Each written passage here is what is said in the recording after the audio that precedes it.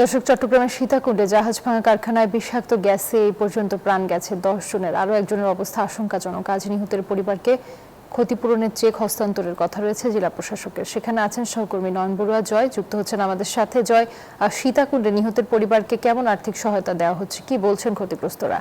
রুবা, দেখতে পাচ্ছেন যে জাহাজটিতে বিষাক্ত গ্যাস কিন্তু যে জাহাজ থেকে ছড়িয়ে পড়েছে, সেই জাহাজটি দেখতে পাচ্ছেন একেবারে দাঁড়িয়ে আছে। সব কাজকর্ম কিন্তু বন্ধ ঘোষণা করেছে, যেহেতু তাদের নিষেধাজ্ঞা জারি রয়েছে, তার কারণে কাজকর্ম একেবারে বন্ধ। তবে এই পর্যন্ত 10 জনের মৃত্যু হয়েছে আমরা যতটুকু জেনেছি।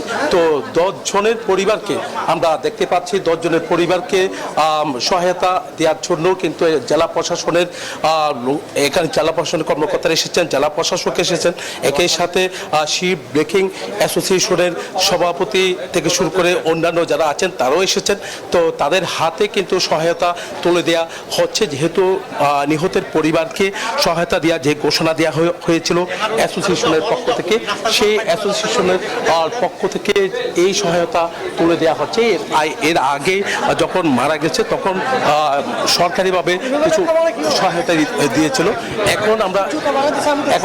এখন আমরা দেখতে পাচ্ছি যে যারা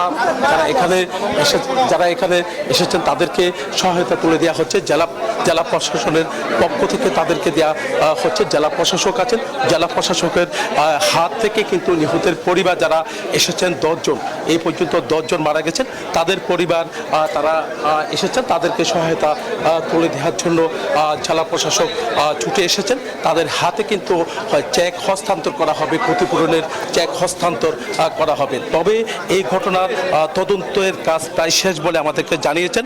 তদন্ত প্রতিবেদন কিন্তু শিল্প মন্ত্রণালয়ে পাঠানোর কথা কিন্তু আমাদেরকে জানিয়েছেন। শিল্প মন্ত্রণালয়ে তদন্তের প্রতিবেদন জমা দেওয়ার পর কিছুদিনের মধ্যে এই প্রতিবেদনের কি লেখা আছে তা কিন্তু জানা যাবে। তারা বলছে সব কিছু খতিয়ে তারা দেখেছেন, জেলা প্রশাসক থেকে শুরু করে এখানে যাদেরকে কিন্তু আসলে যাদের বিরুদ্ধে কিন্তু এখানে তদন্তের রিপোর্টে এসেছেন তাদেরকে কিন্তু আইনের আওতায় আনবে বলে আমাদেরকে জানিয়েছেন। তো এই ছিল আমার এখানকার সর্বশেষ। ফিরে যাচ্ছি স্টুডিওতে রুবার কাছে।